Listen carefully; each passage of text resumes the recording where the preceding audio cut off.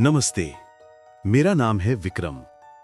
ये कहानी है मेरे गांव की, मेरे बचपन की और मेरी जिंदगी की सबसे भयानक रात की। हमारा गांव उत्तर प्रदेश के जंगलों के ठीक बीच में है। गांव के बाहर एक पुराना बरगद का पेड़ है, जिसके नीचे कभी किसी ने लाल चुनरी लटकाई थी। लोग कहते हैं वो चुनरी आज भी लहराती है, बिना हवा के। और जिस रात वो चुनरी सबसे ज्यादा लहराती है, उस रात वो आती है, लाल चुनरी वाली चुड़ैल। बात 2011 की है। मैं उस वक्त 19 साल का था। कॉलेज की छुट्टियां चल रही थीं। गांव में हम 4 दोस्त थे, मैं, सोनू, मोंटी और राजू। होली से एक रात पहले हमने प्लान बनाया कि रात भर जागकर होली की तैयारी करेंगे। लकड़ियां इकट्ठी करनी थीं, गांव के बाहर वाले बरगद के पास से। बुजुर्गों ने मना किया था। बोले थे कि उस पेड़ के पास मत जाना, खासकर अमावस की रात को। हम हंसे, कहा कि अरे बाबा, अब हम बच्चे थोड़े ही हैं, चुड़ैल वुड़ैल कुछ नहीं होती। रात के 11 बज चुके थे। हम चारों टॉर्च और लकड़ियां लेके बरगद की तरफ निकल पड़े। रास्ते में कुत्ते भी नहीं भौंके, पूरा जंगल खामोश। बरगद के पास पहुंचे तो देखा वो लाल चुनरी सच में लहरा रही थी। हवा नहीं थी, फिर भी चुनरी ऐसे लहरा रही थी जैसे कोई उसे हाथ से हिला रहा हो। सोनू ने मजाक में आवाज लगाई, ओ चुड़ैल जी, होली खेलने आओगी क्या? हम सब हंस पड़े। फिर हमने लकड़ियां काटनी शुरू की। तभी दूर से एक पायल की झनकार आई। झन झन झन, धीरे धीरे हमारे करीब। हम रुक गए। राजू बोला, कोई औरत आ रही है शायद। टॉर्च की लाइट उस तरफ घुमाई, कुछ नहीं दिखा। बस वो झनकार और तेज हो गई। फिर अचानक हवा चली, ऐसी तेज हवा कि हमारी टॉर्चें बुझ गईं। अंधेरे में सिर्फ लाल चुनरी चमक रही थी, जैसी उसमें लाल बल्ब जल रहा हो। फिर एक औरत की आवाज आई, कोई है? मीठी, बहुत मीठी आवाज। हम डर गए थे, पर सोनू ने फिर मजाक किया, हाँ जी, हम हैं, आप कौन? उस आवाज ने जवाब दिया, मैं बहुत दिनों से अकेली हूं, कोई मेरे साथ होली खेलेगा? हम चारों एक दूसरे को देखने लगे। मोंटी ने धीरे से कहा, भागो यहां से। पर तब तक देर हो चुकी थी।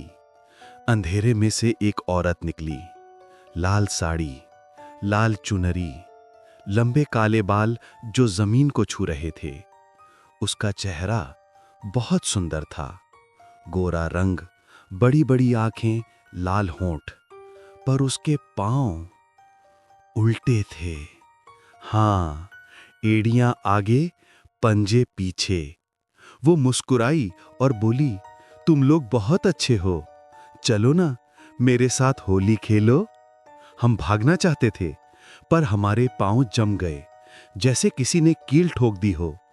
वो चुड़ैल हमारे करीब आई। उसकी खुशबू मीठी थी, लेकिन सड़ांध भीगी, जैसे कोई लाश हो। उसने सोनू का हाथ पकड़ा। सोनू चीखा, पर आवाज नहीं निकली। उसने सोनू को अपनी तरफ खींचा और उसके गाल पर किस किया। सोनू की आंखें सफेद हो गईं। फिर वो चुड़ैल हंसने लगी। उसकी हंसी इतनी तेज थी कि बरगद के पत्ते झड़ने लगे। हम तीनों किसी तरह भागे, पीछे मुड़कर नहीं देखा। गांव पहुंचे तो रात के 3 बज रहे थे। सोनू हमारे साथ नहीं था। सुबह गांव वालों ने बताया कि सोनू का शव बरगद के पेड़ पर लटका मिला। उसकी जीभ बाहर, आंखें सफेद और गाल पर लाल लिपस्टिक का निशान।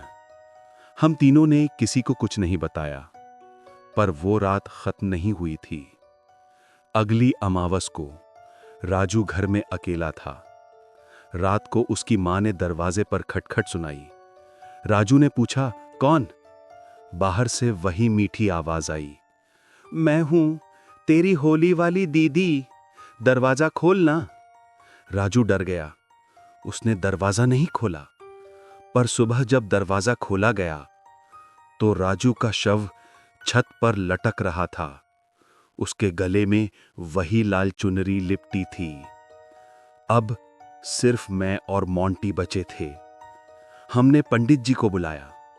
पंडित जी ने बताया, ये कोई साधारण चुड़ैल नहीं, ये है लाल चुनरी वाली। 100 साल पहले एक लड़की थी राधा। उसे उसके प्रेमी ने धोखा दिया। होली की रात उसे जिंदा जला दिया गया। तब से वो हर अमावस को लाल चुनरी पहन कर आती है। जिसके साथ वो होली खेलती है वो उसका हो जाता है। पंडित जी ने एक उपाय बताया।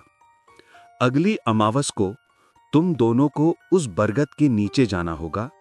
वहां लाल चुनरी जलाई जाएगी और राधा का नाम लेकर माफी मांगनी होगी। अगर तुम में से कोई भी डर गया तो वो दोनों को ले जाएगी। अगली अमावस आई।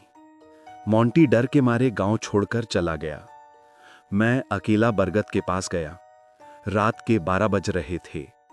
मैंने लाल चुनरी जलाई। हाथ जोड़कर बोला, राधा मुझे माफ कर दे।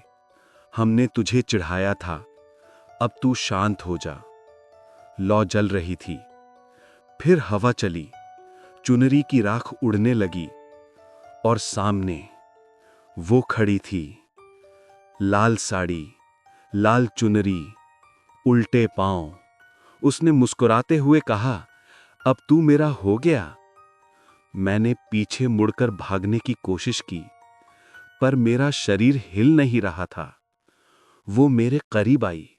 उसने मेरे होंठ पर उंगली रखी और बोली, श्श, अब होली खेलेंगे हमेशा के लिए। उसके बाद मुझे कुछ याद नहीं। जब होश आया तो मैं अपने घर में था।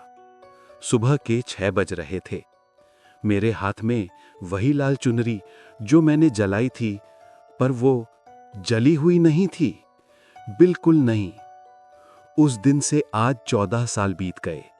मैं जिंदा हूं, लेकिन जी नहीं रहा। हर अमावस को रात 12 बजे मेरे कमरे में पायल की आवाज आती है। मेरे बिस्तर पर कोई लेट जाता है।